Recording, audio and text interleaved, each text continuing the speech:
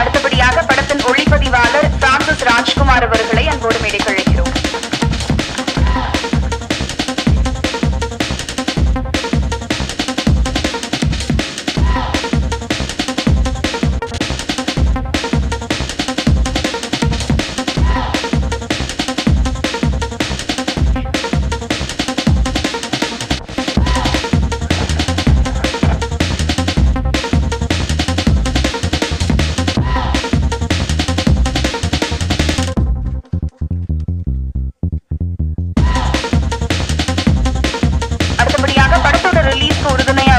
திரு ரமேஷ் மற்றும் பாலு அவர்களை அன்போடு மேடைக்கு அழைக்கிறோம்.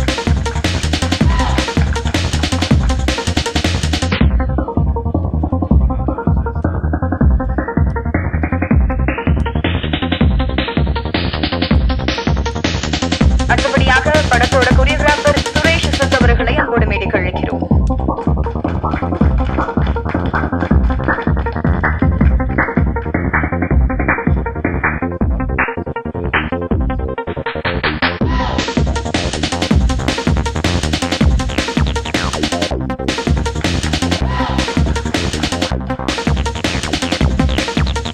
முதலாவதாக இஎம்ஐ படத்தின் தயாரிப்பாளர் மல்லையன் அவர்களை ஒரு சில வார்த்தைகள் பேச அழைக்கிறேன்.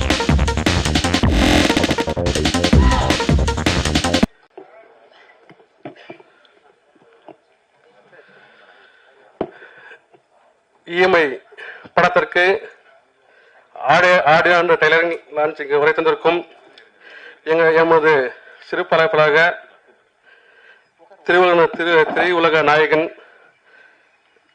அன்னார் கே பாக்கியராஜ் அவர்களும் இயக்குனர் திரு ஆர் உதயகுமார் அவர்களும் இயக்குனர் திரு பேரரசு அவர்களும் தயாரிப்பாளர் PL தேனப்பன் அவர்களும் இயக்குனர் திரு எழில் அவர்களும் இயக்குனர் ஆர் வெங்கடேசன் அவர்களும் இயக்குனர் SR பிரபகன் அவர்களும் இயக்குனர் திரு அரவிந்த்ராஜ் அவர்களும் திருமதி நடிகை தேவன் அவர்களும் உரை தந்திருக்கு நன்றியை தெரிவித்துக் கொள்கிறேன்.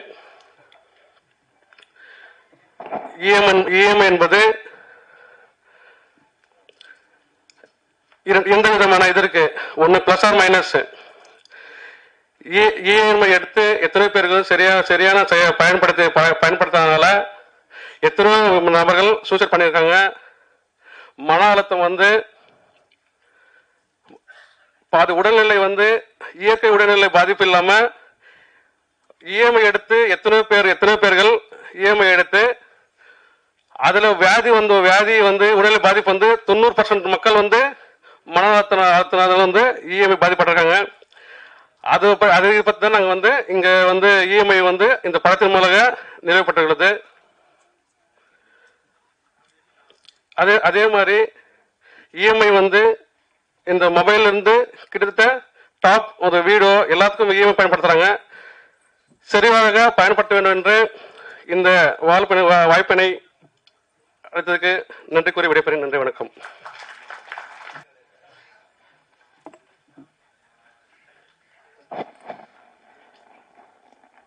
பாக்கியராஜன் நான் எந்திரிக்கும் போதே சொல்லிட்டாரு, நீ அர்ஜென்ட்டா போகணுமோ அப்படின்னு. எல்லா ஃபங்க்ஷன்லையும் அப்படித்தான் அப்படின்றதுல இல்லை சார், உண்மையாகவே நீ கொஞ்சம் வெளியே வேலை. இந்த மேடையை அலங்கரித்து கொண்டிருக்கும் அனைத்து திரையுலக நடிகர்களுக்கும் இயக்குநர்களுக்கும் நடிகை நட்சத்திரங்களுக்கும் பின்னால் அமர்ந்திருக்கும் இந்த திரைப்படத்தின் முன்னணி நடிகர்களுக்கும் எதிர்காலத்தில் நடிகர்களாக போக உருவெடுக்கப் போகிற அனைத்து பத்திரிகையாளர்களுக்கும் இன்னைக்கு நடிக்கிறதுக்கு வாய்ப்பு கிடைச்சா எல்லாரும் நடிக்கிறதுக்கு ரெடியா இருக்கணும். ஏன்னா அதுதான் இன்னைக்கு இருக்கிறதுலயே ஈஸியான தொழிலா தெரியுது. முதல்ல அது கஷ்டம்.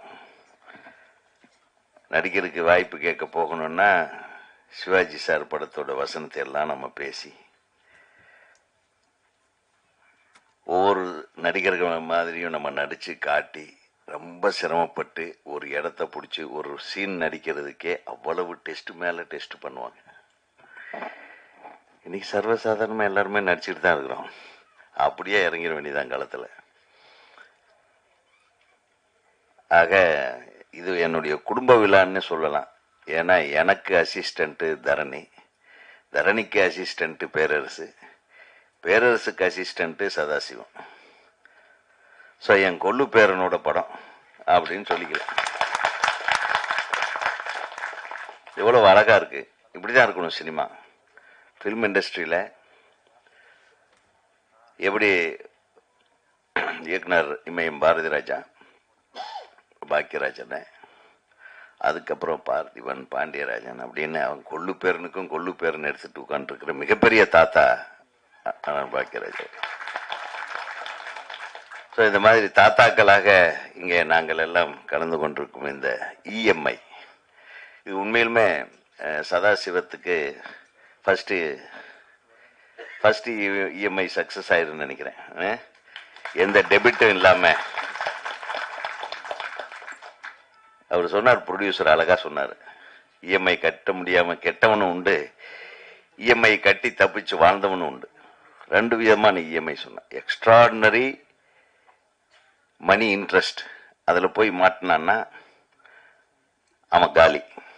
ஈஸி மணி இன்ட்ரெஸ்ட்ல மாட்டினான்னா அவன் தப்பிச்சிருவான்.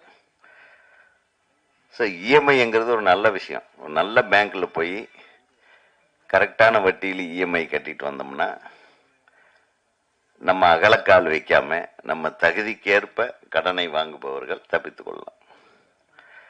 நம்ம தகுதியை மீறி கடன் வாங்கினோம்னா தான் கண்ணாமொழி திருகி, கண்ணு பிதுங்கி, நாக்கு தள்ளி மற்ற விஷயமெல்லாம் நடக்கும். என்ன தயாரிப்பாளர் சார், உங்களுக்கு இந்த இஎம்ஐ கண்டிப்பா அறுவடை ஆயிடணும். ஏன்னா அந்த படத்துல எல்லா விஷயத்தையும் டைரக்டர், நடிகர் நம்ம சதா ரொம்ப நல்லா பண்ணியிருக்காரு. அவருக்கு ஒரு மிக பெரிய கைத்தட்டல கொடுக்கணும். ஏன்னா ரொம்ப ஈஸியா பார்த்திருக்காரு, விருப்பாவை அலைஞ்சிருப்பாரு போல் இருக்கு. யாரு பின்னாடி அலைஞ்சு வேஸ்ட்டு, எல்லாம் அவ்வளவு இவ்வளவு சம்பளம் கேட்குறாங்க. முதல்ல அந்த காலத்துல நடிகர்கள் நடிப்புல மட்டும்தான் இன்ட்ரெஸ்ட் காட்டினாங்க. பாக்கியராஜன் எங்க ஊர்ல தான் ஷூட்டிங், மேட்டுப்பாளையத்துல அந்த சந்தில உட்கார்ந்துட்டு அந்த சந்திலேயே படத்தை முடிச்சுட்டார். எவ்வளவு சிம்பிளா, எவ்வளவு அருமையா, எவ்வளவு உணர்வு கலைநயம் மிக்க ஒரு காதல் கதைய எவ்வளவு அற்புதமா, ஒரே ஊர்ல ஒரே தெரு தான் மேக்சிமம் அந்த படத்துல, எதுக்கால வீடு, அதே தெருவில் ஒரு ஹீரோ வருவான், இவர் லவ் பண்ற பொண்ணு. அந்த இதெல்லாம் பாத்தீங்கன்னா நம்மளுடைய லவ் ஸ்டோரியை பாக்குற மாதிரி இருக்கும். அந்த யதார்த்த சினிமாக்கள் இன்னைக்கு இல்லாம போச்சு. இன்னைக்குதான் நான் ஒரு ஆடியோ ரிலீஸுக்கு போறேன்னு என் ஃப்ரெண்ட் ஒருத்தர்கிட்ட சொன்னேன். போன்ல என்ன அர்ஜென்டா பார்க்கணும்னு சொன்னாரு. என்னங்க ஆடியோ ரிலீஸு? அவர் ரொம்ப கோவிச்சுக்கிட்டாரு. இஎம்ஐன்னு ஒரு படம். சரிங்க, இப்ப எல்லாம் எங்கீங்க தமிழ் படம்? முதல்ல எல்லாம் வெளிமாநிலத்திலிருந்து நடிகர்கள் நடிக்கிறதுக்கு தமிழ் படத்தில் நடிக்கணும், அதுதான் எங்களுடைய மிகப்பெரிய எய்ம்னு சொல்லுவாங்க. ஒரு ஹிந்தியிலிருந்து ஒரு ஹீரோயின் தமிழ்ல நடிக்கிறத ஒரு பெருமையா நினைப்பாங்க. தமிழ் படம் எடுக்கிறத ஒரு பெருமையா நினைச்ச ப்ரொடியூசர்கள் இருக்காங்க. தெலுங்கு ப்ரொடியூசர்கள் நிறைய பேர் மலையாளம், கர்நாடகால இருந்தெல்லாம் தமிழ் சினிமா எடுத்திருக்காங்க. இன்னைக்கு இருக்கிறதுலயே 5வது இடத்துல 6வது இடத்துல இருக்கிறது தமிழ் சினிமா. இன்னைக்கெல்லாம் தெலுங்கு சினிமா நம்பர் 1 இருக்கு, மலையாள சினிமா நம்பர் 2 இருக்கு, கர்நாடகா சினிமாவும் நல்லா இருக்கு. இதுக்கு காரணம் யாரு? கிரியேட்டருக்கு இங்க இருக்காங்க, இல்லாம இல்லை. சரியான தயாரிப்பாளர்கள் இல்லை. சரியானவர்களை தேர்ந்தெடுக்கக்கூடிய தயாரிப்பு நிறுவனங்கள் எல்லாம் இப்போ அவங்க பூட்டு போட்டிட்டு வீட்டுக்கு போயிட்டாங்க. பெரிய பெரிய தயாரிப்பு நிறுவனங்கள் எல்லாம் இன்று படம் எடுக்கக்கூடாது என்ற முடிவோடு இருக்கிறார்கள். ஏனென்றால் முதல்ல படம் எடுத்தா ஈஸியா வியாபாரம் ஆயிடும். இப்ப முந்தானை முடிச்சாகட்டும், எஜமான் ஆகட்டும், அதே பேரரசு பண்ண அஜித் படம், என்ன படம் அது, திருப்பதி, இதெல்லாம் எனக்கு தெரிய ஏவிஎம் வந்து பூஜை எண்ணிக்கை எல்லாத்துக்கும் செட்டில்மெண்ட் முடிஞ்சிடும். பூஜை எண்ணிக்கை லாபம் இவ்வளவு என்று தெரிந்து போய்விடும். அப்படி இருந்த சினிமா இன்னைக்கு எங்க இருக்கு? எவ்வளவு போராட்டமா இருக்கு. ஒரு கதை முடிவு பண்ற வரையிலும் நடிகர் நடிகைகளை முடிவு பண்ண முடியறதில்லை. ஷூட்டிங் போற வரையிலும் இவர் தான் நடிக்க போறாருன்னு யாருக்கும் தெரியாது. அப்படியே முடிஞ்சாலும் இந்த படம், அப்படியே தொடங்கினாலும் இந்த படம் முடியுமா முடியாதான்னு தெரியாது. அப்படியே முடிஞ்சாலும் இந்த படம் ரிலீஸ் ஆகுமா ரிலீஸ் ஆகாதுன்னு தெரியாது. யார் வந்து ரிலீஸ் பண்ண போறாரு, எப்ப ரிலீஸ் பண்ண போறாருன்னு தெரியாது. அப்படியே ரிலீஸ் ஆனாலும் எந்த தியேட்டர்ல ஓடுதுன்னு இந்த ப்ரொடியூசருக்கும் தெரியாது, டைரக்டருக்கும் தெரியாது. என்ன தமிழ் சினிமா? கொஞ்சம் சற்று சிந்திக்க வேண்டிய விஷயம்.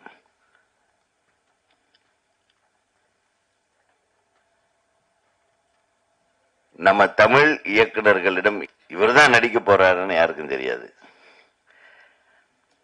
அப்படியே முடிஞ்சாலும் இந்த படம், அப்படியே தொடங்கினாலும் இந்த படம் முடியுமா முடியாதான்னு தெரியாது.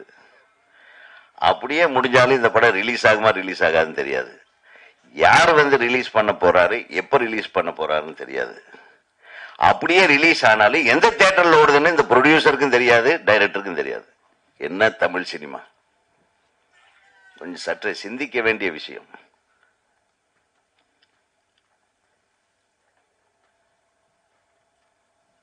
நம்ம தமிழ் இயக்குநர்களிடம் இல்லாத அறிவும் புத்திசாலித்தனமும் வேற யாருக்கிட்டையும் கிடையாது. சிறந்த தமிழ் படைப்பாளிகளை பயன்படுத்திக் கொள்ள தவறுகிறார்கள் இப்போது படம் எடுக்க வருகிறவர்கள் என்பதைத்தான் நான் சொல்ல வேண்டும். அல்லது இப்போது படம் எடுக்க வருகிறவர்கள் எல்லாம் சிறந்த படம் எடுக்க வேண்டும் என்ற அவசியம் இல்லை. ஒன்னா ஒரு பெரிய ஹீரோ இருக்கணும், ஒரு பிசினஸ், இந்த ஹீரோ இந்த இது இப்படி போட்டு இப்படி போட்டா இவ்வளவு கோடி பிசினஸ், அவ்வளவுதான். அதுல கதையெல்லாம் இருக்குன்னு அவசியமே கிடையாது. அப்பெல்லாம் வந்து ஒரு 16 படம் ரிலீஸ் ஆகும். ஏன்னா நம்ம ஒரு தீபாவளிக்கு சரி, ஒரு ஏப்ரல் 14th தமிழ் வருஷ பிறப்பன்னைக்கு 16 படம் எல்லாம் ரிலீஸ், 17 படம் ரிலீஸ் ஆயிருக்கு. 16 படம் ஹிட் ஆயிடும். ஒரு 12 படம் 100 நாள் ஓடிடும். ஒரு 5 படம் 175 நாள் ஓடும். ஒவ்வொரு படமும் ஒவ்வொரு கதைக்களத்தோட இருக்கும். ஒரு ஊரில் ஒரு ராஜகுமாரி ஓடும், ஒரு எஜமான் ஓடும், ஒரு வால்டர் வெட்டிவேல் ஓடும். ஒவ்வொன்றும் ஒவ்வொரு வேற வேற மாதிரி கதைக்களத்தோட. ஒவ்வொரு நடிகர்களுக்குள்ளும் ஒரு போட்டி இருக்கும். ஒவ்வொரு இயக்குநர்களும் பார்த்தோம்னா அவர் அந்த படம் இந்த படம் தான் ஓடுது அவனும் அப்படி. ஆனா எல்லா இயக்குநர்களும் நாங்கள் நட்போடு தான் இருப்போம். எங்கள் படங்கள் தான் எங்களுக்கு எதிரியே தவிர எங்கள் படைப்பாற்றல் எங்களுக்கு எதிரியாக இருந்ததே இல்லை. இப்போ அந்த மாதிரியான ஹெல்த்தி சினிமா இல்லையேன்ற ஒரு வருத்தம். இன்னொரு பெரிய காமெடி என்னன்னா, இந்த காலத்துல டைரக்டர்களையே போன்ல பிடிக்க முடிய மாட்டேங்குது. ரொம்ப ரொம்ப கஷ்டமா இருக்கு மனசுக்கு. ஒரு டைரக்டரை பாராட்டலாம், இந்த படம் நல்லா எடுத்திருக்கிறாருன்னா போன் எடுக்க மாட்டாங்கப்பா. கேட்டா அந்த நம்பர் போன வாரம் தாங்க இருந்தது, இந்த வாரம் வேற மாத்திட்டாங்கன்றாங்க. எங்கே நோக்கி போய்கொண்டிருக்கிறது தமிழ் சினிமா? இது எல்லாம் திருத்துவதற்காகத்தான் இந்த இஎம்ஐ மாதிரியான படங்களை நம்ம ஆதரிக்க வேண்டும். 15 படம் பெரிய படங்கள் ரிலீஸ் ஆகுது, ஒரு படம் 2 படம் தான் ஓடுது. ஆனா 100 படம் சின்ன படங்கள் ரிலீஸ் ஆனாலும் 15 சின்ன படங்கள் ஓடிட்டு இருக்கு இன்னைக்கு. அதை தான் இன்றைக்கு சிறிய திரைப்படங்களுக்கு உண்டான ஒரு வேல்யூ. கடந்த இந்த வருஷம் எடுத்து பார்த்தீங்கன்னா நிறைய சின்ன படங்கள் ஓடி இருக்கு. குடும்பஸ்தன்,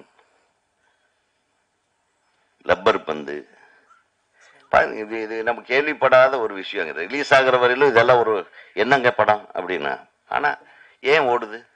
ஒரு நல்ல மேட்ரு, அழகான நல்ல படைப்பாளிகள் இருக்கிறார்கள். அவர்களை தேடுங்கள், அவர்களை கண்டுபிடிங்கள். அதில் ஒருவராக நம்ம சதாசிவத்தை எதிர்பார்ப்போம். இந்த படத்தில் நல்லா இருந்தது, கண்டென்ட் இஸ் குட். அது எந்த அளவுக்கு அவர் ஆழமா சொல்லியிருக்காருன்றது முழு படத்தை பார்த்தா தான் தெரியும். தம்பி நல்லாவே நடிச்சிருக்கீங்க, உங்களுக்கு என்னுடைய வாழ்த்துகள். ஏன்னா உங்களுக்கு பரவாயில்ல, நீங்க கட்டி பிடிக்கிறத விட பொண்ணோட அப்பாவை அந்த பொண்ணை கட்டி பிடிக்கிறது மட்டும் ஸ்பெஷலா காட்டியிருக்கீங்க. அது ஏன்னு தெரியல, உங்கள் குருநாதன்றதுனாலே ஒன்றும் இருந்துட்டு போட்டு. எங்களுக்கெல்லாம் ஒரு மாதிரி வைத்தறிச்சல் இருக்கு. என்ன அது எப்படி அவர் பேக்ரவுண்டில் அப்படி கப்புன்னு கட்டி பிடிக்கிறாங்க. ஆஹா,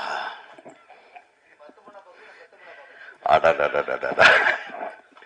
ஸோ பேரரசுக்கு, எங்கள் சங்க செயலாளருக்கு, இயக்குனர் சங்க செயலாளரை ஒரு மிகச்சிறந்த அப்பாவாக உருவாக்கிய உங்களுக்கு எனது மனமார்ந்த வாழ்த்துக்கள். தொடர்ந்து இந்த அப்பா வந்து ஒரு கொடி கட்டுகிற ஒரு அப்பாவாக, என்ன அப்பான்னு மட்டும் அடிக்கடி சொல்லாதீங்கன்னு சொல்லி அனுப்பிச்சாரு என்ன. சரி, சித்தப்பாவாக, அதாவது ஒரு மிகப்பெரிய திறமைசாலி பேரரசு. ஏன்னா அந்த திறமையில ஒரு பாதியாவது இவருக்கு இருக்குமான்னு பார்த்தா அவரை விட மிஞ்சிருவார் போருக்கு சிஷ்யன். அந்த ஒரு பாட்டே போதும், பேரரசை வச்சு எழுந்த மாதிரி ஒரு பாட்டு எழுதிக்கிறார் பாருங்க. அஸ்கு புஸ்கு ரிஸ்கு ரஸ்கு.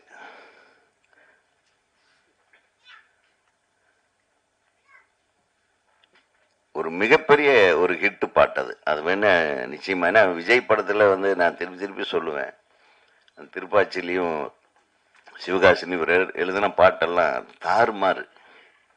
நம்ம அப்ப கூட நம்ம ரொம்ப ஸ்பீடா இருக்கடா, ஒன்றும் புரியலையே அப்படின்னு சொல்லி கேட்போம். ஆனா இன்னைக்கு அதுதான் இன்னைக்கு வர்ற படங்க. அதாவது அர்த்தத்தோடு இருந்தது அவர் எழுதுனது. இப்ப என்ன என்ன எழுதுறாங்கன்னே தெரிய மாட்டேங்குது. ஆனா திரும்பவும் அவரை நீங்க அருமையான பாடலை எழுத வைத்தமைக்காக நான் எனது மனமார்ந்த நன்றியை தெரிவித்துக் கொள்கிறேன். ஏன்னா தம்பிக்கு நிறைய டேலண்ட் இருக்கு. தொடர்ந்து அண்ணன் பாக்யராஜ் அவர்களும், அந்த மேடையில் அமர்ந்திருக்கும் அனைத்து பெரியவர்களும், என்னுடைய நண்பர்களும் எல்லாம் பேசவிருக்கிற காரணத்தினால், இந்த திரைப்படத்தின் ஹீரோயினும் நல்லா தான் நடிச்சிருக்கீங்க கண்ணே. நீங்கள் அது வேற, நான் உங்களை சொல்லன்னு உங்கள் அப்பா கோவிச்சுக்கு போகிறாரு. நல்லா நடிச்சிருக்கேன். அப்புறம் இசையமைப்பாளரை பற்றி சொல்லணும். அவருடைய விழா இன்னைக்கு வாங்க. அவர் ரொம்ப சின்ன பையனாக தெரிஞ்சாலும் பெரிய வேலை பண்ணிக்கிறீங்க போல் இருக்கு.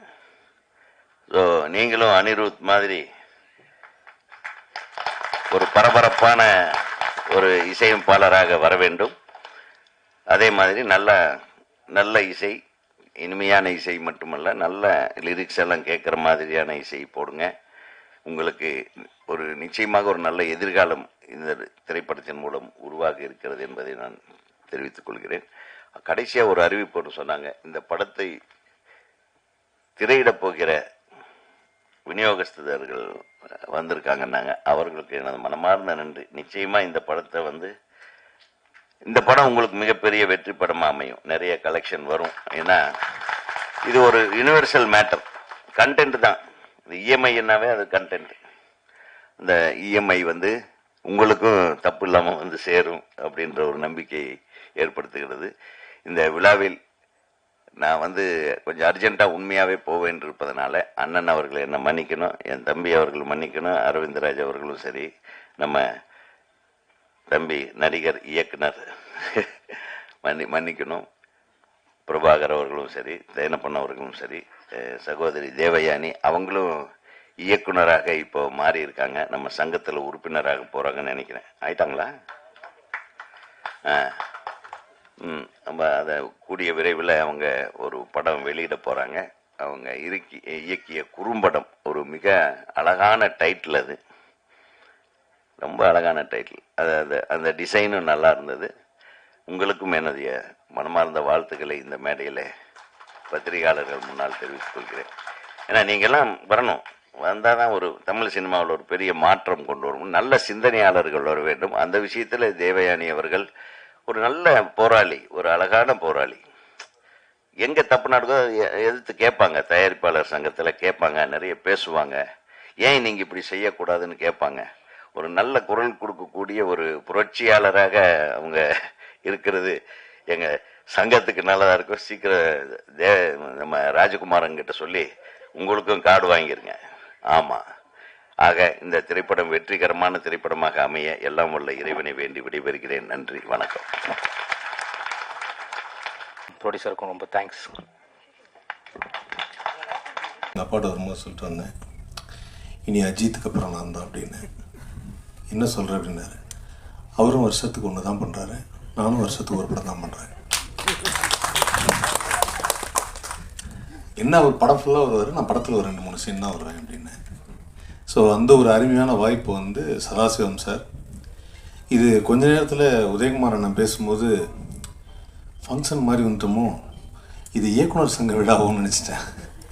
ஏன்னா எல்லாம் வரிசையாக மாபெரும் இயக்குனர்கள், அவங்களுக்குள்ளே இருக்கிற அந்த சின்ன சின்ன விஷயங்களை ரொம்ப அழகாக பேசி பேரரசு சாரை படத்தில் கூட ஹீரோயின் கொஞ்ச நேரம் தான் அப்பான்னு சொல்லியிருப்பாங்க. ஆர் உதயகுமார் சார் ஒரு 5-6 வாட்டி சொல்லிட்டாருங்கிற வருத்தத்தில் இருக்கார் பேரரசு சார். ஸோ எனக்கு இந்த விழா ரொம்ப சிறப்பான ஒரு விழா.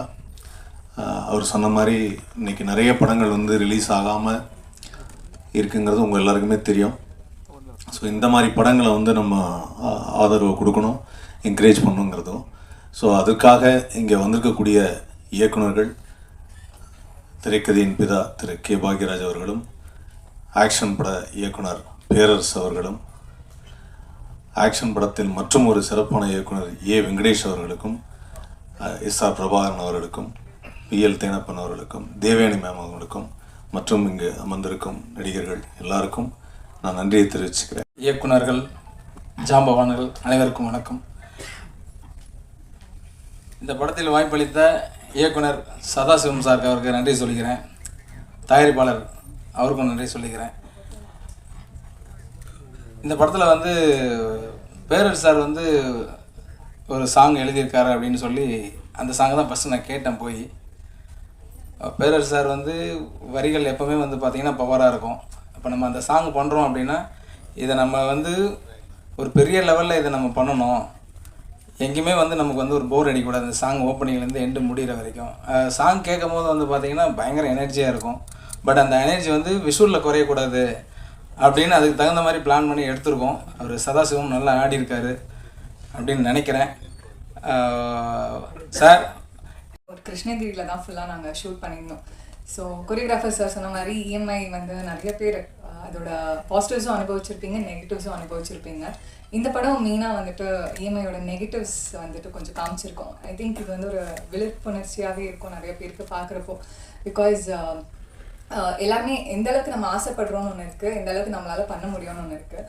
ஸோ இந்த படம் வந்துட்டு ஆசைப்படலாம், பட் அதுக்கான கொடுக்கலும் அதில் இருக்கணுன்றது வந்து இந்த படம் வந்து சொல்லும். So mostly negatives of EMI வந்துட்டு இது படம் காமிக்கும். ஸோ உங்களுக்கு தெரிஞ்ச சர்க்கிளில் யாராச்சும் வந்துட்டு அவங்க ஃபேமிலி வந்து கஷ்டப்படுறாங்க அப்படின்லாம் இருந்துச்சுன்னா இஎம்ஐனால நீங்கள் இந்த படத்தை போயிட்டு அவங்களுக்கு ஒரு விழிப்புணர்ச்சி கொடுக்கலாம். ஸோ அந்த மாதிரி ஒரு நல்ல படம் இது, நல்ல ஒரு கண்டென்ட். சதாசிவம் சார் வந்து எனக்கு இந்த கண்டென்ட் சொல்கிறப்போ எனக்கு ரொம்ப பிடிச்சிருந்துச்சு.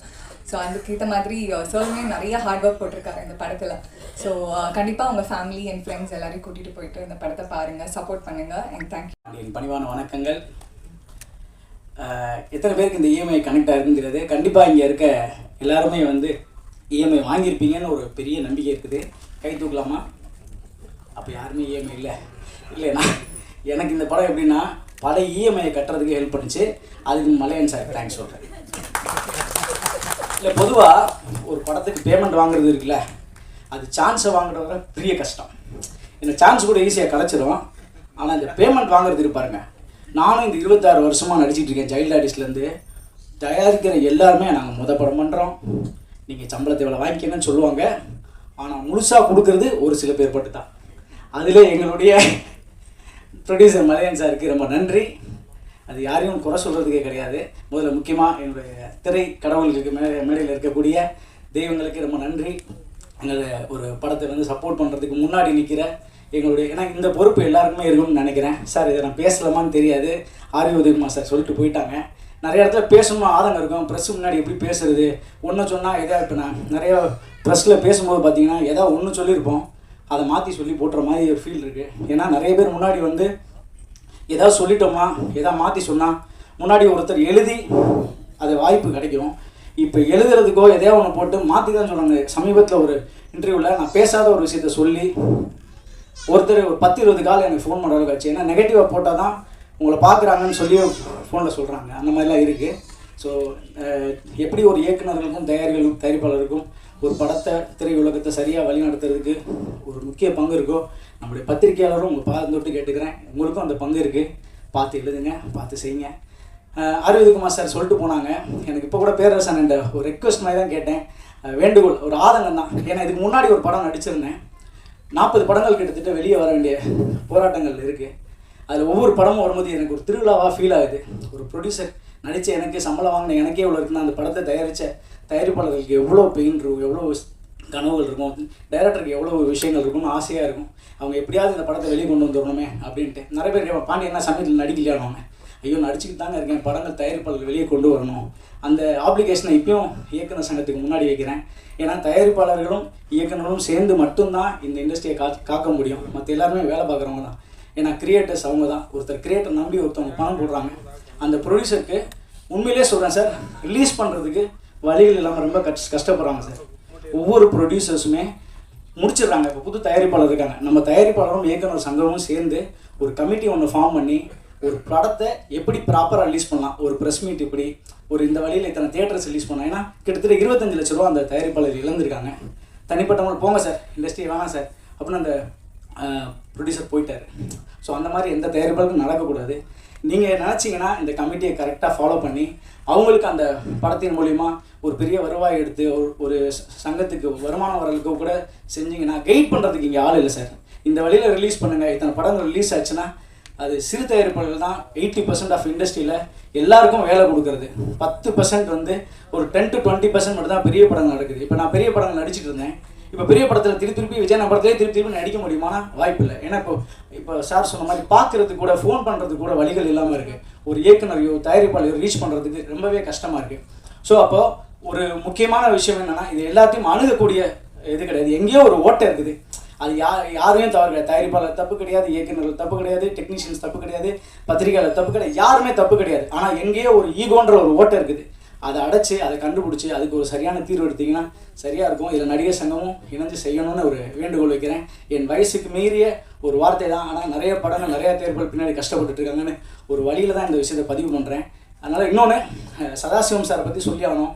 இப்போ 3 நாள் முன்னாடி வரைக்கும் சார் இந்த படத்துக்கு நம்ம ப்ரமோஷன் பண்ணோம் சார். என்ன விதத்தில் சொல்லுங்கள் சார், எல்லா இடத்துலையும் கூட நிற்போம். என்ன வழியில் போவோம், காலேஜாக போவோம், எங்கே போனாலும் போகலாம். எத்தனை பேரை பார்க்கணும் சொல்லுங்கள், உங்களுக்கு கூட நிற்கிறோம். ஏன்னா அப்படி ஒரு டீம். ஒரு கோடைரக்டர் சார்லாம் இருக்கார், Kumar sir, Francis sir, cameraman, அப்படி ஒரு டீம். ஒரு பிளானிங் வந்து அப்படி ஒரு இதில் மிஸ் ஆனதே கிடையாது. அப்படிப்பட்ட டீம் இந்த படத்தில். இப்போ ப்ரொடியூசர் வெளியே கூட சொன்னார், சார் இந்த படம் சக்ஸஸ் ஆகிட்டு சார், வரிசையாக 10 ப்ரொடியூசர் நான் உள்ளே கொண்டு வரேன் சார் சொன்னார். அப்படிப்பட்ட ப்ரொடியூசர் ஜெயிக்கணும் அப்படின்ற ஆதங்கத்தோடு தான் பேசுகிறேன். அதில் யாரும் தவறாக எடுத்துக்காங்க, மன்னிச்சிக்கங்க. நம்மளுடைய சதாசிவம் சாரை பற்றி சொல்லி ஆகணும். நான் ஆட்டோகிராஃப் படத்தில் சேரன் சாருடைய சின்ன வயசு ஃப்ரெண்டாக நடிச்சிருப்பேன். அந்த படத்தில் வந்து சேரன் சார் வந்து மிகப்பெரிய கஷ்டப்பட்டார். அவர் மாதிரி ஒரு திரைக்கலைஞர் மேபி கஷ்டப்பட்டு தான் நான் பார்த்து சொல்கிறேன். அப்போது ஷூட்டிங் நடிச்சுட்டே இருப்போம். திடீர்னு ஒரு கடங்காரவங்க வருவாங்க, ஷூட்டிங் பேக்கப் ஆகிடும். மனசு ரொம்ப கஷ்டமாக இருக்கும். ஐயோ ஷூட்டிங் வந்துட்டோம். ஏன்னா எல்லாருமே சாப்பிடுவாங்க. திடீர்னு பார்த்தா ஒரு ஃபோன் வரும், எல்லாம் கிளம்புங்க ரூமுக்கு. திடீர்னு வாடகை கொடுக்க முடியாது. எல்லாம் ஒவ்வொரு அசிங்கங்களையும் பட்டு அவர் சேரன் நான் பார்ப்பேன். அண்ணன் என்னென்னு சொல்லும்போது, இல்லைடா பார்த்துட்டாங்கண்ணா, இதெல்லாம் கடந்து போகணுண்டான்னு சொல்லிட்டே இருப்பார்.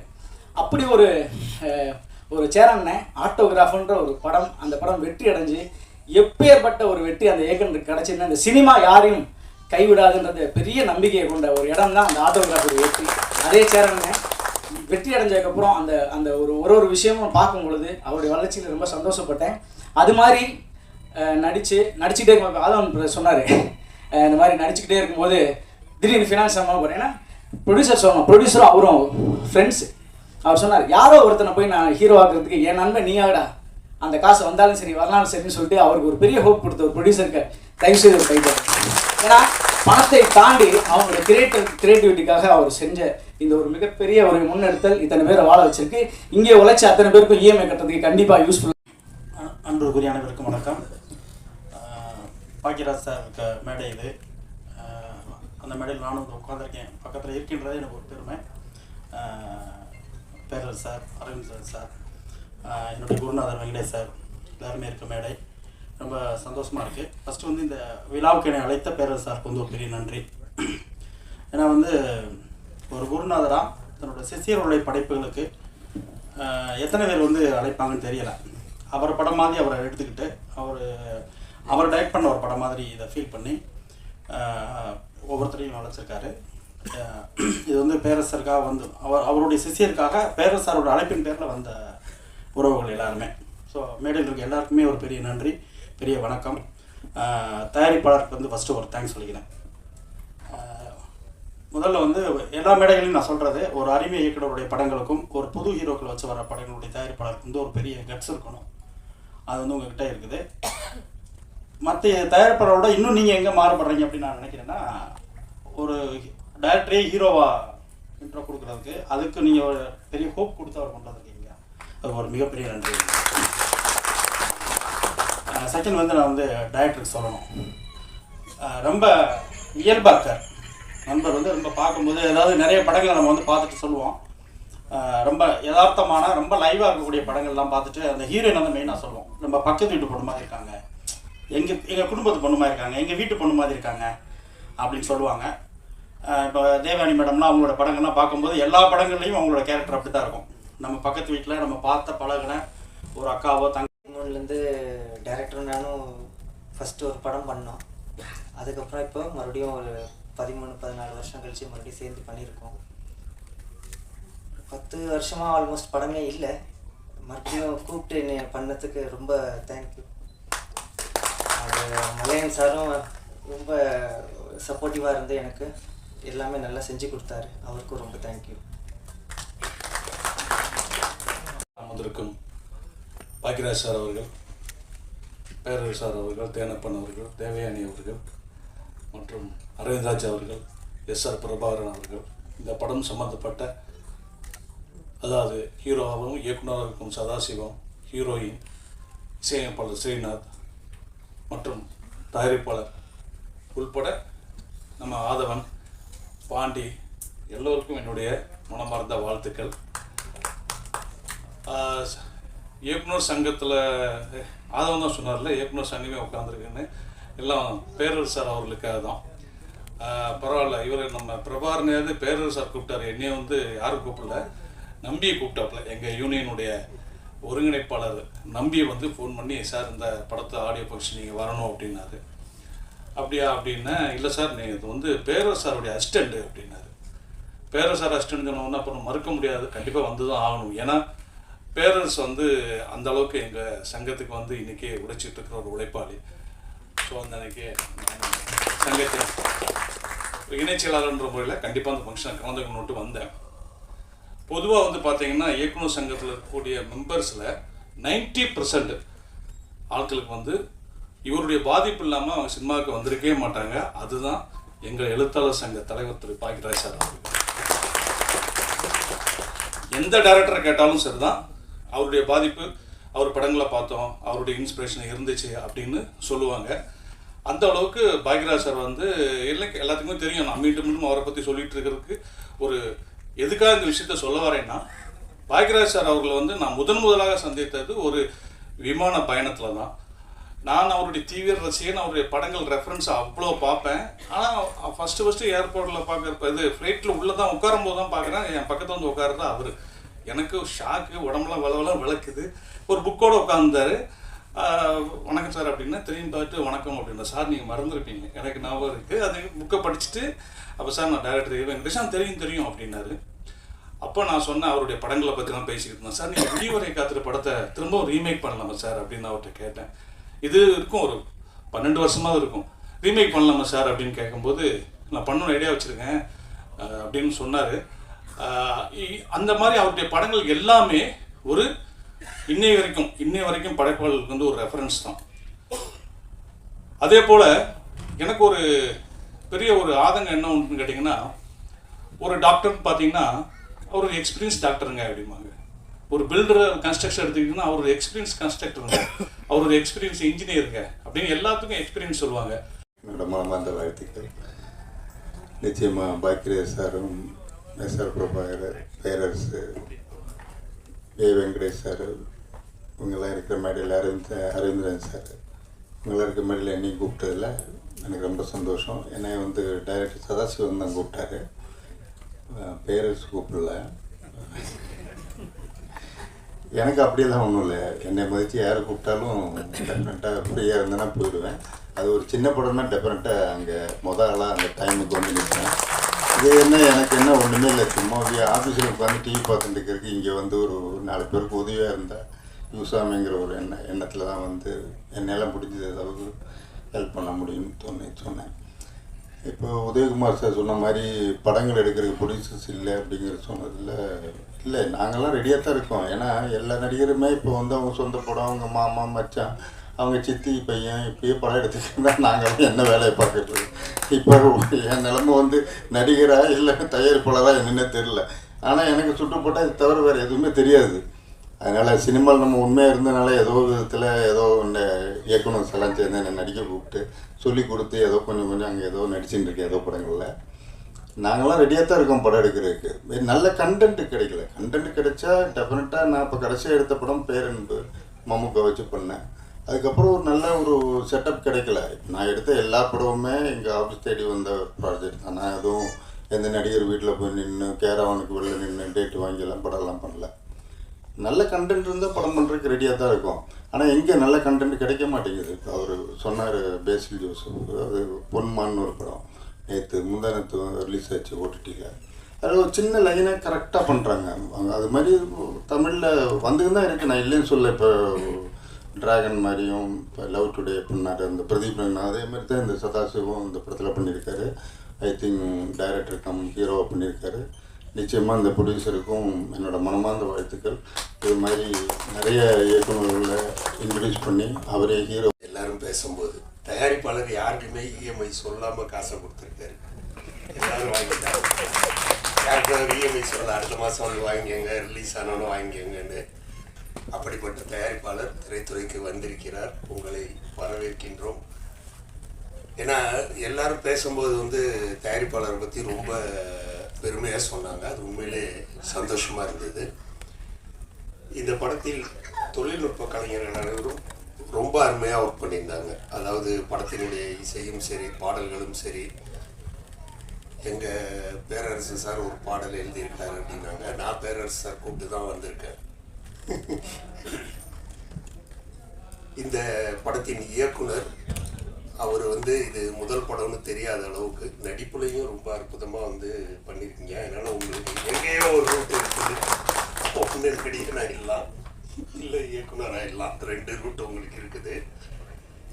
அதே மாதிரி வந்து ஆதவன் அவர்கள் வருஷம் ஒரு படம் அப்படின்னு சொல்கிறாரு. நானே 2-3 படத்தில் பார்த்த மாதிரி தெரியுது. பாண்டி தான் அதுக்கு பதில் சொல்லணும். படத்தின் ஒளிப்பதிவு ரொம்ப நேர்த்தியாக பண்ணியிருந்தார். நண்பர் ரொம்ப அருமையாக பிடிச்சிருந்தது. ஏன்னா ஒளிப்பதிவு யாரோ பேசும்போது கரெக்டாக சொன்னாங்க. அதை ஒரு ஷாட்டுங்கிறது வந்து நமக்கு துண்டு துண்டாக அழகாக தெரிஞ்சுது படம் பார்க்கும்போது.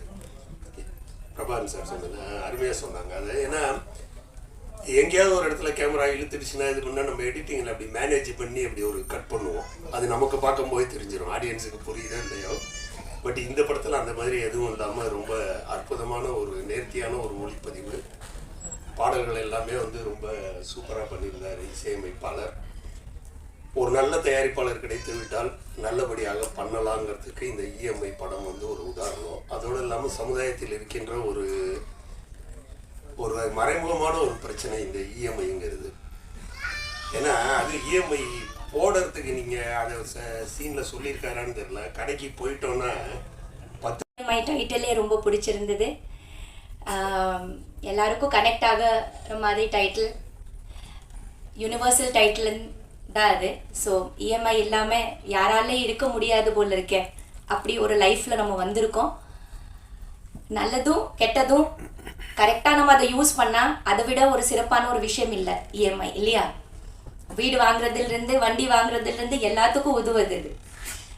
ஆனால் அது வந்து தப்பாக நம்ம ஓவராக பண்ணிட்டோம்னா கூட அது கெடுதல் தான். ஸோ எந்த அளவுக்கு அதை யூஸ் பண்ணுறோமோ அதுதான் அது. பட் அதை ஒரு விழிப்புணர்வாகவும் ஒரு நல்ல விஷயமாகவும் படத்தில் சொல்லியிருப்பாங்க. ஸோ படத்தோட ப்ரொடியூசருக்கு முதல்ல நம்ம வரவேற்போம். அவர் ஜெயிக்கணும். இந்த காலத்தில் படம் பண்ணிட்டு ரிலீஸ் பண்ணுறது, எந்த காலத்துலேயும் படம் பண்ணிட்டு ரிலீஸ் பண்ணுறது ரொம்ப பெரிய ஒரு மிகப்பெரிய ஒரு சாதனை. அந்த சாதனையில் நீங்கள் இறங்கியிருக்கீங்க சார், வாழ்த்துக்கள். நீங்கள் ஜெயிக்கணும், அதுதான் ரொம்ப முக்கியமானது. நம்ம போட்ட காசை நமக்கு திரும்பி வரணும். அதுலேருந்து அட்லீஸ்ட் 10-20 நமக்கு அதிகமாக கிடைக்கணும். அந்த மாதிரி ஒரு நல்ல உங்களுக்கு வரணும். And I hope it happens. Yes. So this அதே மாதிரி படத்தோட டைரக்டருக்கு வாழ்த்துக்கள். நாங்கள் எல்லாம் நடிக்கும்போது டைரக்டர்ஸ் வந்து நமக்கு கதை சொல்லும்போது நடுவில் நாங்கள் கேட்போம், நீங்கள் யாரோட அசிஸ்டண்ட் அப்படி கேட்போம். ஸோ அந்த மாதிரி நிறைய விக்ரமன் சாரோட அசிஸ்டன்ஸோட ஒர்க் பண்ணியிருக்கேன். KS ரவிக்குமார் சாரோட நிறைய அசிஸ்டன்ஸ் கூட நான் படங்கள் பண்ணியிருக்கேன். சுந்தர் சி சாரோட நிறைய அசிஸ்டன்ஸ் கூட ஒர்க் பண்ணியிருக்கேன். ஸோ நிறைய நல்ல புதிய தயாரிப்பாளர் கூட நான் வந்து ஃபர்ஸ்ட் படம் பண்ணியிருக்கேன். ஸோ அவங்க எல்லாம் வந்து ஒரு ஜெனரேஷன்ஸாக வருவாங்க. எந்த ஸ்கூல்லேருந்து வர ரொம்ப சந்தோஷம். பேரரசு சாரோட ஸ்கூல்லேருந்து வந்திருக்கீங்க, வாழ்த்துக்கள்.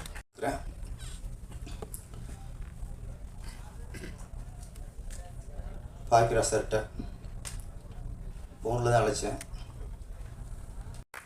அதுக்கு ரொம்ப நன்றி சார்.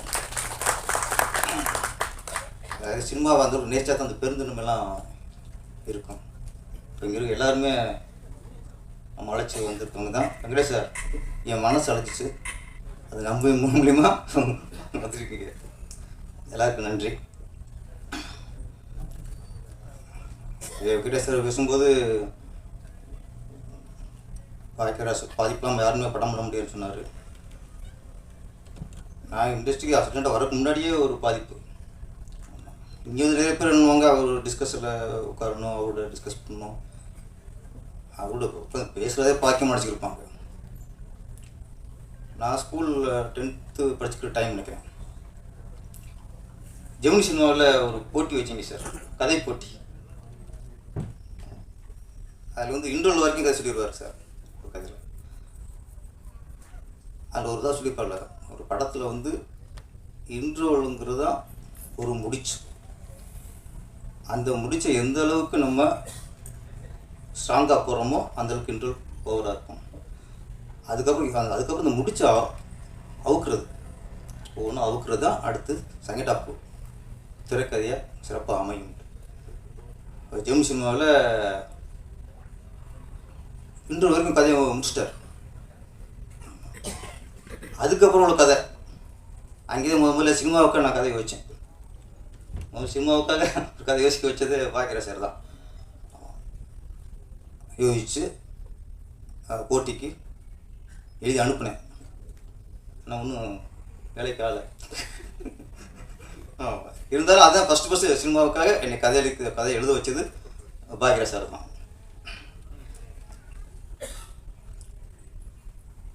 பாக்கியராஜ் சார், இயக்குனர் அரவிந்த்ராஜ் சார் அவர்களுக்கும், இயக்குனர் SR பிரபாகரன் சார் அவர்களுக்கும், என்னுடைய மதிப்புமிக்க ஆசான் இயக்குனர் பேரரசு சார் அவர்களுக்கும் எனது நன்றியை தெரிவித்துக் கொள்கிறேன்.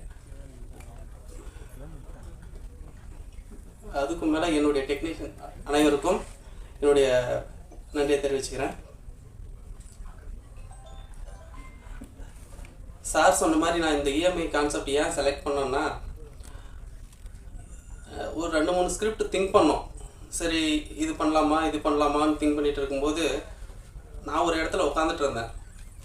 அந்த இடத்துல என் பக்கம் உட்காந்துட்டு ஒரு கால் வந்துகிட்டே இருந்தது. அவரும் சைலண்டில் போடுறது, அவர் ரியாக்ஷனே வேறு மாதிரி இருந்தது. ஏன் சார் பேசுங்க, ஏன் அந்த மாதிரி ஏன் அட்டன் பண்ணல அப்படின்னு கேட்டால், இல்லை சார் வேணாம் சார் அப்படின்னாரு.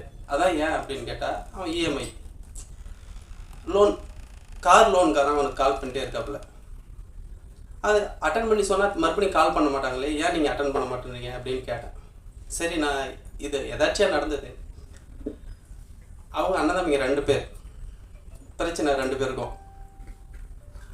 அவங்க ரிலேஷன் ஃபங்க்ஷனுக்கு போகிறாங்களாம், கல்யாணத்துக்கு போகும்போது அவங்க அண்ணன் காரில் போகிறாரு, தம்பி 2 வீலரில் போகிறாரு ஃபேமிலியோட. அப்போது தம்பி ஒய்ஃப் அங்கே போய் இறங்கும்போது கௌரவமாக இருக்கும் இல்லைங்களா காரில் போகும்போது.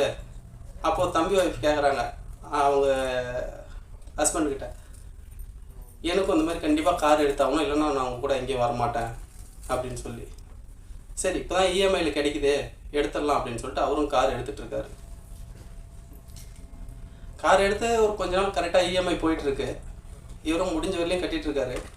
சார் சொன்ன மாதிரி இப்போ 40,000 வாங்கினா அதுக்குள்ளே தான் நம்ம கட்டி ஆகணும், அதுக்கு மேலே போனால் கஷ்டம், சமாளிக்க முடியாது. இவரும் முடிஞ்ச வரையிலையும் சமாளித்து பார்த்துருக்காரு. அதுக்கப்புறம் முடியல. அதுக்கப்புறம் 3 மாதம் கழித்து தான் இந்த கால் டார்ச்சர் ஆரம்பிச்சிருக்கு. அது அப்போ தான் சொன்னார் அவர் எனக்கு. இந்த மாதிரி கார் எடுத்துட்டேன் சார், என்னால் இப்போ இஎம்ஐ கட்ட முடியல, அவங்க டார்ச்சரும் என்னால் தாங்க முடியல, அதனால தான் ஃபோன் எடுக்கிறதுக்கே எனக்கு பயமாக இருக்குது அப்படின்னாரு. இதுக்கு சூரிட்டி போட்டோம் அவனுடைய ஃப்ரெண்டு. இவர் ஃபோன் எடுக்கலன்னா அது சூரிட்டி போட்டவனுக்கு கால் போகும், அவனுக்கு ஒரு பக்கம் டார்ச்சர். அப்போ இதை எப்படி ஃபேஸ் பண்ணுறது? அவங்க ஒன்லி கார் சீஸ் பண்ணி போயிடணும், காரை விட்டுறணும். எடுத்துகிட்டு போயிட்டாலையும் அது சும்மா விடுறதில்ல. 1 வருஷம் 2 வருஷம் கழிச்சு மறுபடியும் இப்போ நோட்டீஸ் அனுப்புவாங்க. என்னென்னு, உன் கார் இவ்வளோ ரேட்டுக்கு போயிடுச்சு, இவ்வளோ அமௌண்ட் நீ கட்டணும், அது கட்டி ஆகணும் அப்படின்னு சொல்லி இது நடக்குது. இது அதுக்கப்புறம் நான் விசாரிச்சது. இது கான்செப்ட் நான் திங்க் பண்ணதுக்காக அந்த ஃபேமிலி ஓகே. அப்போ இப்போ இருக்கிற ஆடியன்ஸு வந்து இஎம்ஐயில் கண்டிப்பாக 90% பாதிக்கப்பட்டிருப்பாங்க. அப்போ இந்த கான்செப்ட் அப்படின்னா கண்டிப்பாக நம்ம வந்து ஜெயிக்கலாம், வெளியில் தெரியலாம் அப்படின்னு சொல்லி திங்க் பண்ணி தான் சரி இஎம்ஐ அப்படின்னு சொல்லிட்டு ஆரம்பித்தோம். எல்லாம் முடிஞ்சோடனே சார் பேரரசு சார்கிட்ட தான் சொன்னேன்.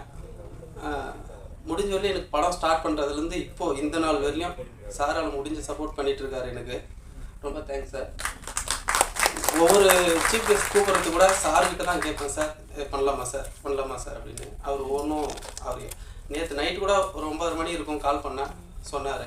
அந்த மாதிரி ஒவ்வொன்றும் எனக்கு நிறைய ஹெல்ப் பண்ணுறாரு. இந்த மாதிரி பண்ணுவாங்களான்னு தெரியல, ஏன்னா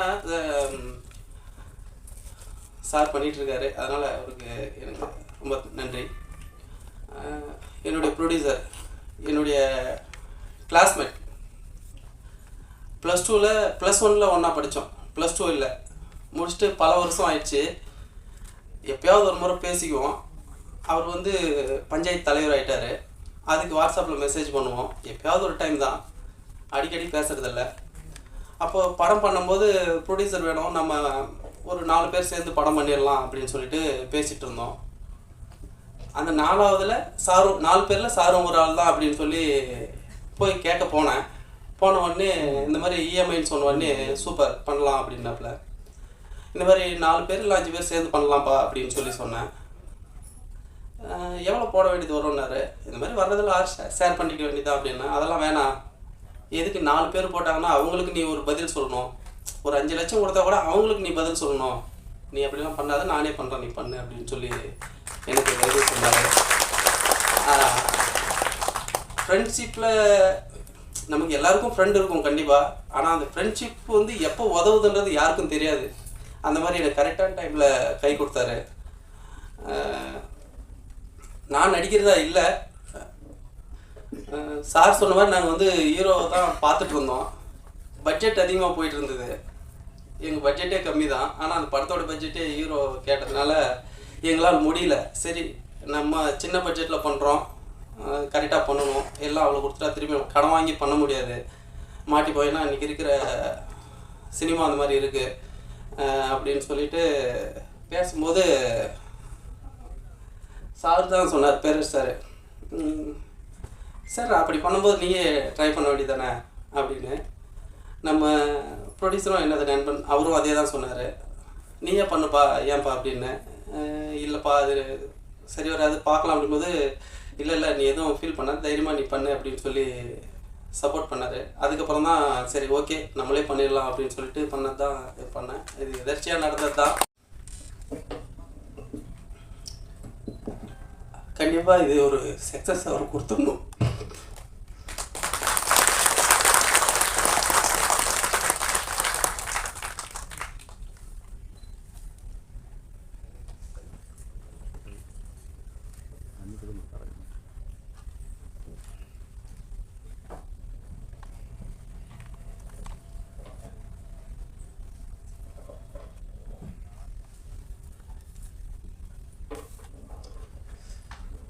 ஒவ்வொரு விஷயமும் இதுவரையிலையும் பார்த்து தான் செஞ்சுட்டு வரோம், ஒவ்வொரு செலவும்.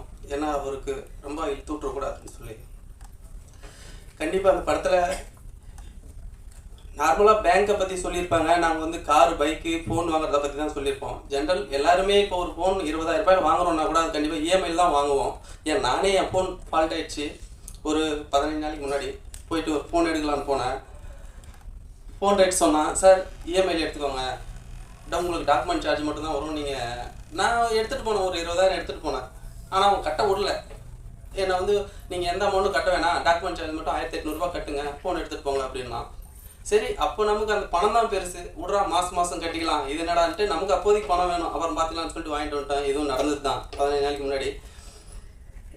இந்த மாதிரி கண்டிப்பாக பெரும்பாலும் அனுபவிச்சிருப்பாங்க. அதே மாதிரி ஒரு டியூ கட்டலனாலையும் அவங்க கால் பண்ணி இன்றைக்கி டியூ டேட்டு, இல்லைன்னா இன்றைக்கி கட்டி ஆகணும், இந்த மாதம் கட்டலாம், வீட்டான மாதிரி அனுபவிக்காதவங்க யாரும் இருக்க மாட்டாங்க. கண்டிப்பாக ஒரு நாள் ஒரு ஃபோன் காலாவது கண்டிப்பாக வந்திருக்கும். ஒரு அந்த மாதிரி தான் நாங்கள் கரெக்டாக அதை பேஸ் பண்ணி தான் பண்ணியிருக்கோம். கண்டிப்பாக அது எல்லாருக்கும் பிடிக்கும். நாங்கள் இஎம்ஐ எடுங்க எடுக்காதீங்கன்றதெல்லாம் நாங்கள் சொல்ல வரல, எடுத்துகிட்டு அவன் எப்படி அதை அனுபவிக்கிறான்றதான் சொல்ல வரோம். அதே மாதிரி நம்ம இப்போது இன்னுயிர் காப்போம்னு ஒரு திட்டம் இருக்குது. அதில் வந்து என்ஹெச்சில் ஆக்சிடெண்ட் ஆனால் 48 மணி நேரம் ட்ரீட்மெண்ட்டுக்கு 1 லட்சம் வரையிலையும் கிளைம் பண்ணிக்கலாம். அது நம்ம தமிழ்நாடு கவர்மெண்ட்டோடைய அறிவிச்சிருக்கு. பெரும்பாலும் யாருக்கும் தெரியாது அந்த ஸ்கீமு. சரி, ஓகே, எதனா ஒரு மெசேஜ் சொல்லணும், நம்ம இதை பேஸ் பண்ணி இதை கனெக்டிங்காக ஏதாவது ஒன்று சொல்லணும் அப்படின்னு சொல்லிட்டு நாங்கள் அதை சொல்லியிருக்கோம். கண்டிப்பாக இது ஆடியன்ஸ் பார்த்தாங்கன்னா இந்த படத்து மூலிமா ஒரு 100 பேரோ 200 பேரோ அதில் வந்து பயனடைஞ்சால் எங்களுக்கு உண்மையாக ஒரு சந்தோஷம் தான். இது ஆல்ரெடி ப்ரொடியூசரும் சொன்னார், நான் அவர்கிட்ட ஸ்கிரிப்ட் சொல்லும்போது சொன்னார், பண்ணலாம்ப்பா, இதனால் மக்களுக்கு ஒன்று போய் சேருதுன்னா கண்டிப்பாக பண்ணலாம் அப்படின்னு சொல்லி சொன்னார். கண்டிப்பாக அது ஒரு மெசேஜாக இருக்கும். எல்லோரும் பார்க்குற மாதிரி தான் கண்டிப்பாக படம் இருக்குது. சப்போர்ட் பண்ண டெக்னீஷியன் எல்லாருக்குமே, பாண்டி, ஆதவன், சுரேஷ் மாஸ்டர், அவர் சார் சொன்ன மாதிரி ஒரு 2 நாள் ரெஹர்சல் போனேன். எனக்கு இதான் வேணும் அப்படின்ட்டேன்னா, இது ரொம்ப கஷ்டப்பட்டோம், இருந்தாலும் மாற்றலாம், மூமெண்ட் மாற்றலான்னு இல்லை, வேணாம் மாஸ்டர் இதே இருக்கட்டும் அப்படின்னு சொல்லி, ஏன்னா ஒவ்வொன்றும் பார்த்து தான் செஞ்சுருக்கோம். கண்டிப்பாக சப்போர்ட் பண்ணுங்கள். ட்ரைலர்லேயே தெரிஞ்சிருக்கோம். கண்டிப்பாக ரிலீஸ் முன்னாடி ப்ரெஸ்ஸும் அரேஞ்ச் பண்ணுறோம், பாருங்கள். கண்டிப்பாக உங்களுக்கு பிடிக்கும், சப்போர்ட் பண்ணுங்கள். அதே மாதிரி ஒரு சில பேர் நடிச்சிருக்காங்க, அவங்களுக்கு சால்வை போட்டு மரியாதை செஞ்சிடலாம் அப்படின்னு சொல்லிட்டு.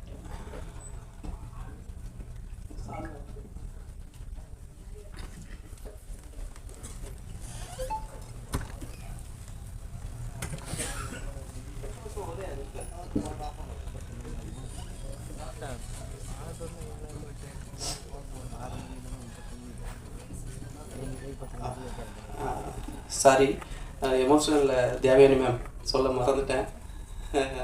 தேனப்பன் சாரும் சொல்ல மறந்துட்டேன். சொன்னா இல்லையான்னு தெரியல, ஏன்னா ஒரு இதாக இருக்குது. Sorry ma'am. நாங்கள்லாம் அப்போவே உங்களை பார்த்து ரசிச்சுட்டு இருந்தோம். எங்கள் ஃபேமிலியே உங்களுக்கு fan. Thank you ma'am. Saravanan, Nandan, கிரி,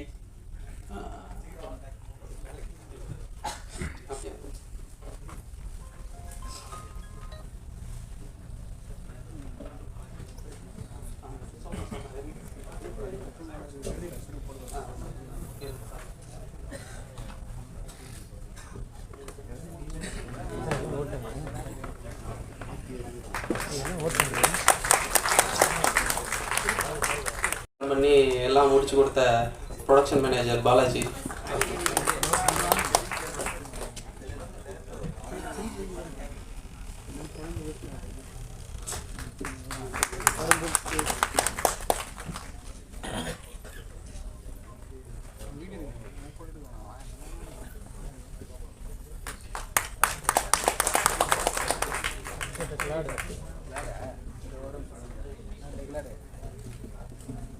இந்த டைட்டில் அப்படின்னு சொல்லி சிங் பண்ணி புரிஞ்சிக்க முடியும். சில நேரங்கள் படம் பார்த்ததுக்கப்புறம் சில டைட்டில் புரியாது, எதுக்கு இந்த டைட்டிலுக்கு இந்த படத்துக்கு என்னையா சம்மந்தம் அப்படிங்கிற மாதிரி இருக்கும் சில டைட்டில்கள். ஆனால் இதில் இவர் வச்ச டைட்டிலில் வந்து கதை, திரைக்கதை, வசனம் என்ன எதுங்கிறது எல்லாமே அந்த இஎம்ஐங்கிறதுல எல்லாமே வந்துருச்சு. யாரும் புதுசாக அதை பற்றி ஒருத்தர் சொல்லணுங்கிற அவசியமே இல்லை. அந்தளவுக்கு அந்த டைட்டிலே எல்லா விவரமும் கொடுத்தாரு. ஸோ இந்த ப்ரொடியூசர், நான் ரொம்ப நாளைக்கு அப்புறம் இந்த மல்லையன் அப்படிங்கிறத பேர் கேள்விப்படுறேன். என்னென்னா 50 வருஷத்துக்கு முன்னால் எங்கள் ஊரில் கோதாப்பட்டி வச்சுருந்தார் ஒரு மாஸ்டர், மல்லையன் மாஸ்டர்னு சொல்லி. அவர்கிட்ட வந்து பழகிறதுக்காக போன எங்கள் வீட்டில் தடி எடுத்துகிட்டு வந்துட்டாங்க. இதெல்லாம் நீ செய்கிற வேலையாடா அப்படிங்கிற மாதிரி சொல்லி. ஸோ அந்த பேர் இன்றைக்கி வந்து அவருக்கு வந்து முதல்ல நன்றி தெரிவிச்சுக்கணும். என்ன அப்படின்னா, ஒரு டைரக்ட் பண்ணுற வரையே ஹீரோவாக நடிக்கிறதுக்கு முதல்ல அக்செப்ட் பண்ணி அவருக்கு அந்த வாய்ப்பு கொடுத்ததுக்கு அவருக்கு ஏன்னா அவர் அந்த நன்றியை வந்து எப்படி தெரிவிக்கணும்னு தெரியல, அவர் கண் கலங்கிடுச்சு. ஸோ அந்த அளவுக்கு அவருக்கு நன்றி. அதே மாதிரி ஒருத்தர் அழகாக சொன்னாங்க, அரவிந்த் ராஜன் சொன்னாங்க நினைக்கிறேன், இஎம்ஐ யாருக்கும் வைக்கல நினைக்கிறேன் ப்ரொடியூசர். அந்த அளவுக்கு டெக்னீஷியனுக்கிட்டையும் வந்து அரவணைப்போட எல்லாத்தையும் செட்டில் பண்ணி இது பண்ணியிருக்காரு. அதுக்காகவும் இவர் இவ்வளோ சிரமப்பட்டதை டிஸ்ட்ரிபியூட் பண்ணுறவரும் இங்கே வந்திருக்காரு இல்லை, அவருக்கும் என்னுடைய மனமார்ந்த நன்றியும் தெரிவிச்சுக்கிறேன். இந்த பொண்ணை பற்றி தெரிஞ்சுக்கன்னா ஆத்தங்கரைக்கு போயிடலன்னா கிணத்து மேட்டில் குளத்து மேட்டில் போய் பாரு, பொண்ணை பற்றி தெரியும் அப்படிம்பாங்க. அந்த மாதிரி வந்து சினிமாவில் வந்து ஏதாவது புதுசாக டைரக்ட் பண்ண வர்றாங்க அப்படின்னு சொன்னோம்னா அவங்க எங்கடா வேலை பார்த்தாங்க அப்படிங்கிற மாதிரி சொல்லி அவங்கள வச்சு தான் இவங்க எப்படி என்னங்கிறது தான் தெரிஞ்சுக்க முடியும்னு சொல்லுவாங்க. அந்த மாதிரி சதாசிவம் சின்னராஜ் அவர்கள் வந்து எங்கே வேலை பார்த்தாரு என்ன அப்படின்னு சொல்லி விசாரிக்கும்போது அப்புறம் முதல்ல அவர் வந்து திருமலைகிட்ட வேலை பார்த்தாரு. அதுக்கப்புறம் கடைசியில் வந்து பேரரசுக்கிட்ட வந்து வேலை பார்த்தாரு அப்படின்னு சொல்லி சொன்னாங்க.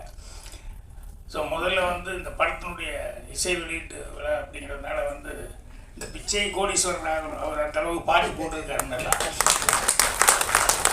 மெலடியும் நல்லா போட்டிருக்காரு. அதே மாதிரி அவருடைய அஸ்கு பிஸ்குன்னு சொல்லி ரிஸ்க் எனக்கு ரஸ்க்கு அந்த பாட்டு அதையும் 6 சைடு பாட்டும் ரொம்ப நல்லா போட்டிருக்காரு. அதனால சாங்ஸை பொறுத்த வரைக்கும் சொல்கிற போது பண்ணியிருக்காரு. மற்ற டெக்னீஷியன் எல்லாருமே ரொம்ப சிறப்பாக வந்து இதில் பணியாற்றிருக்காங்க. எல்லாத்துக்கும் என்னுடைய வாழ்த்துக்களை வந்து முதல்ல தெரிவிச்சுக்கிறேன். பேரரசு அவர்கள் வந்து நிறைய விஷயங்கள் என்னை பற்றி என் படங்களை பார்த்து அதெல்லாம் பார்த்து பண்ணுவேன் அப்படின்னு சொல்லிட்டு அப்பப்போ மனதை இவங்கெல்லாம் வந்து சொல்லுவாங்க. ஸோ அவர் வந்து படங்களில் வந்து அவர் எங்கடா வேலை பார்த்தாரு அப்படின்னு சொல்லி பார்த்தோம்னா அவர் பார்த்ததுக்கும் அவர் பண்ண படங்களுக்கும் பார்த்தோம்னா அது ரொம்ப வித்தியாசமாக தான் இருக்கும். ஏன்னா ராமநாதன் சார் இப்போ ஒர்க் பண்ணியிருக்காரு. அவர் மனுஷன் நம்புறதை விட நாய் பூனை புலி இந்த மாதிரி வந்து இதை நம்பினா பெட்டர் அப்படிங்கிற மாதிரி நிறைய படம் அதில் வந்து ஆடு கண்ணு அந்த மாதிரி அவர் இது பண்ணவர். அதுக்கப்புறம் தரணிக்கிட்டையும் வேலை பார்த்துருக்காரு. ஆனால் இவர் ரெண்டும் இல்லாமல் இவர் ஒரு டைப்பில் வந்து இவருடைய படங்கள் இருந்தது. அது வந்து அவருடைய படங்களில் வந்து பெரும்பாலும் அந்த தங்கை சென்டிமெண்ட்டு மிஸ் ஆகாமல் இருந்திருக்கும், அம்மா சென்டிமெண்ட்டு அண்ணன் தம்பிங்கிறது. அதுக்கப்புறம் தப்பு பண்ணுறவங்க வந்து தண்டனைக்கு உள்ளாகணும், தப்பு பண்ணுறவங்க திருத்தணும் அப்படிங்கிற மாதிரி எல்லாமே ஒரு நெகட்டிவ் இல்லாமல் பாசிட்டிவான படங்களை தான் அவர் எல்லாமே பண்ணியிருக்காரு. அதே மாதிரி அவருடைய டைலாக்ஸோட அது எனக்கு சொன்னாங்க, இந்த மாதிரி இந்த திருப்பாச்சி டைட்டிலே எப்படி வந்தது அப்படிங்கிறது சொல்லி அடித்தா கிண்டி சொல்லாமல் அடித்தா திருப்பாச்சி அப்படிங்கிறத விஜய் வந்து இது நீங்களே பேசுங்க நல்லா இருக்கும் பேரரசு அப்படிங்கிற மாதிரி சொல்லி அவர் அந்த இது பண்ணார் அப்படிம்பாங்க. அதே மாதிரி பாடல்கள் எல்லாம் அவர் அங்கங்கே வந்துக்கிட்டு இருப்பார். தேவர புலிசிலாம் எம்ஜிஆர் படமாக இருக்கும், பாட்டாக இருக்கும். வேறு சரவி தேவி எம்ஜிஆர் பாட்டு இருப்பாங்க. திடீர்னு தேவர் அப்படி ஒரு வக்கீல் போகிற அப்படி நீக்கிட்டு அப்படி வருவார். ஒவ்வொரு படத்துலேயும் அந்த பாட்டை பாடல அப்படி டப்புன்னு எங்காவது ஒரு மரம் விழுந்து அப்படி எட்டி பார்ப்பார்.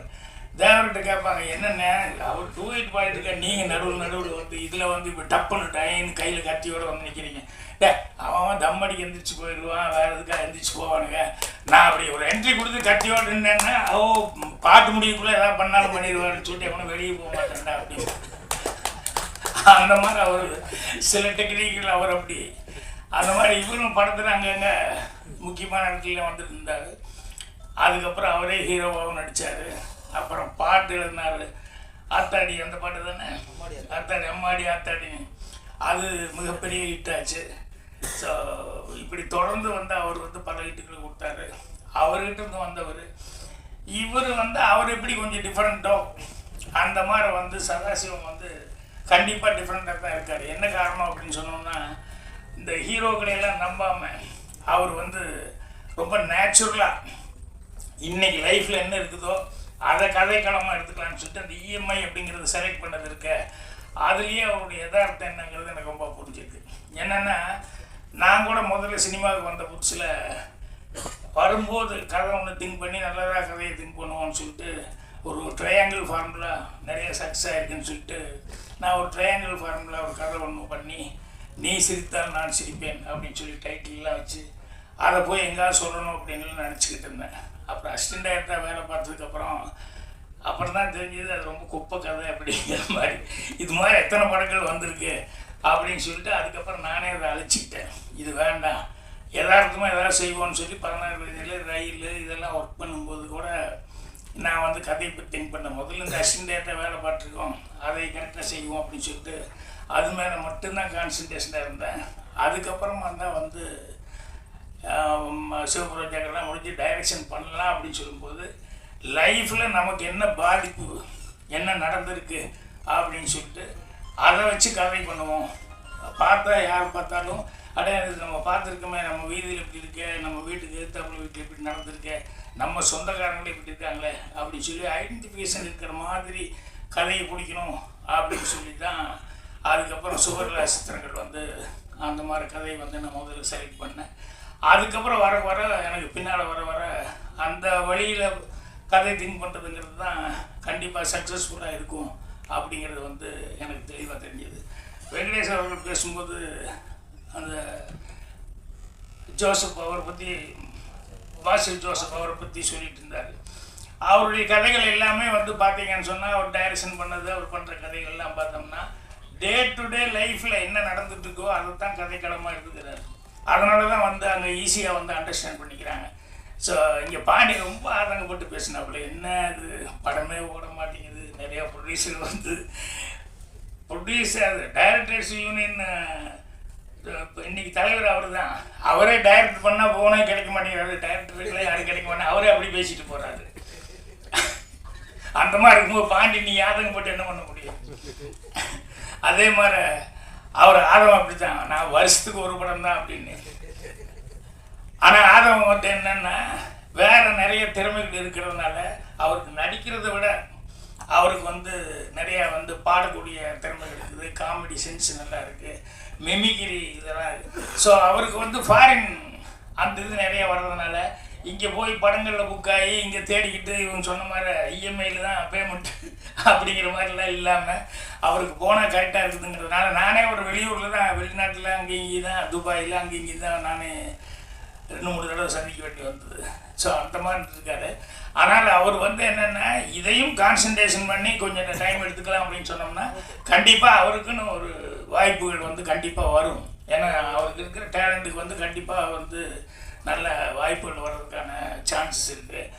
அப்புறம் எல்லாருமே இதை ஃபீல் பண்ணி சொல்லிக்கிட்டு இருந்தாங்க, என்னென்னா படம் ஓடுறதில்லை அப்படி இப்படின்ட்டு. படங்கள் வந்து கண்டிப்பாக நிச்சயமாக ஓடும். இப்போ அவர் இந்த ஜோசப் சொன்னாங்க, பாசில் ஜோசப், அதெல்லாம் வந்து என்னென்னா நேச்சுரலாக வந்து அவங்க வந்து படம் வந்து எடுத்துகிட்டு இருக்காங்க. கதைகள் வந்து எங்கேயுமே அங்கேயும் இங்கேயும் இப்படி போய் தேடி கீடி எல்லாம் வந்து கதையை வந்து திங்க் பண்ணிட்டு இருக்கிறதில்ல. லைஃப்பில் என்ன நடக்குதோ அதை வச்சு தான் கதை பண்ணணும் அப்படின்னு சொல்லிட்டு அவங்க ஃபீல் பண்ணதுனால தான் அந்த கதைகள் மலையாளத்தில் இருக்கிற கதைகள் எல்லாம் குயிக்காகவும் எடுக்க முடியுது. ரொம்ப அவங்களுக்கு செட்டு போட வேண்டியது இல்லை, பிரம்மாண்டங்கள் அத்தியாவசியமாக தெரியல. அதே மாதிரி வந்து அவங்களுக்கு வந்து கோடிக்கணக்கில் செலவு பண்ணுங்கிற அவசியம் இல்லாமல் இருக்குது.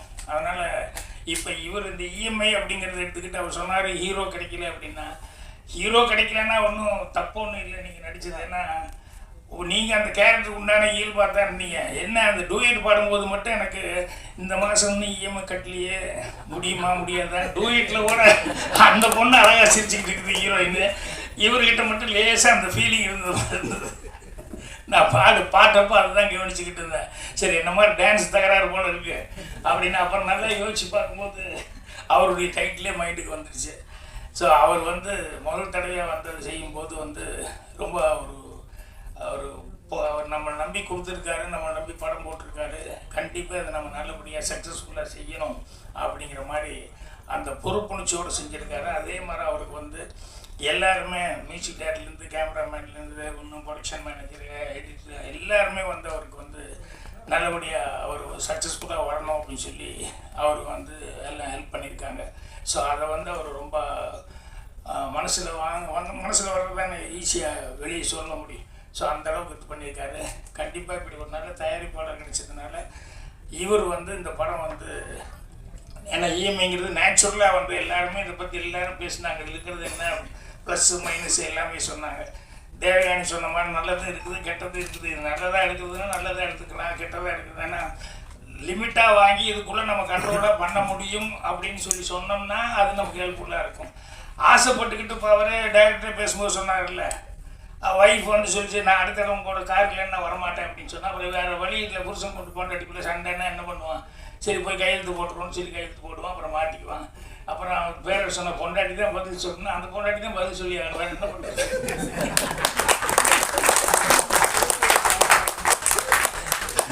அதனால் ஆவதும் பெண்ணாலே அறிவதும் பெண்ணாலே இப்படியெல்லாம் இந்த காலத்துலேருந்து தான் சொல்லி வச்சுருக்காங்க. அதனால் அவங்களுக்கு எப்பவுமே இந்த அடுத்த வீட்டு அப்படி இப்படின்னு பார்க்குறதுல சில நேரங்களில் சில பெண்களுக்கு வந்து அது வந்துடும்.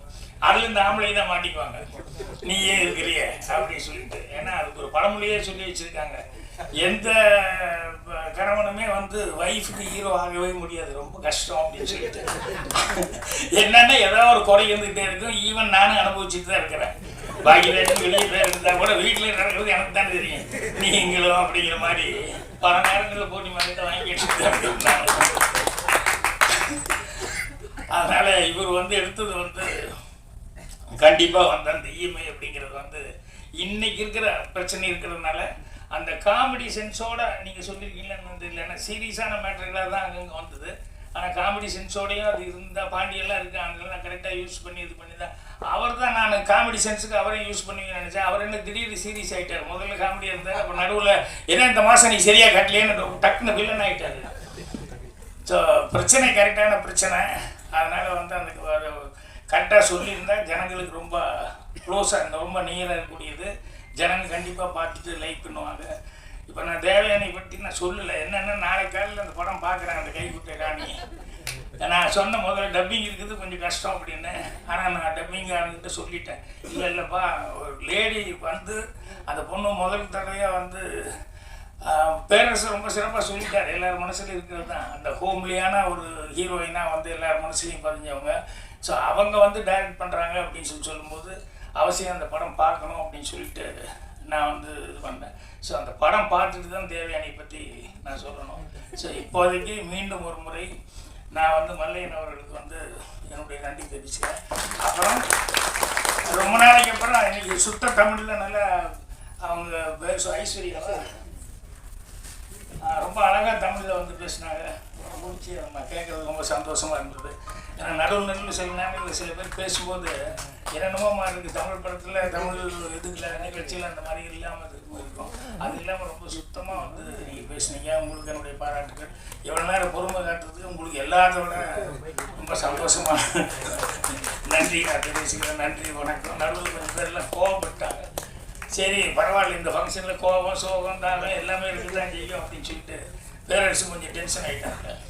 ஏன்னா பேச இப்படி இது பண்ணிட்டாங்கன்னு. ஸோ யார் எல்லாருமே ஒரு சுமூகமாக எடுத்துக்கோ, யார் இது பெருசாக எடுத்துக்கலான்னு சொல்லி கேட்டுக்கிறேன். நன்றி, வணக்கம்.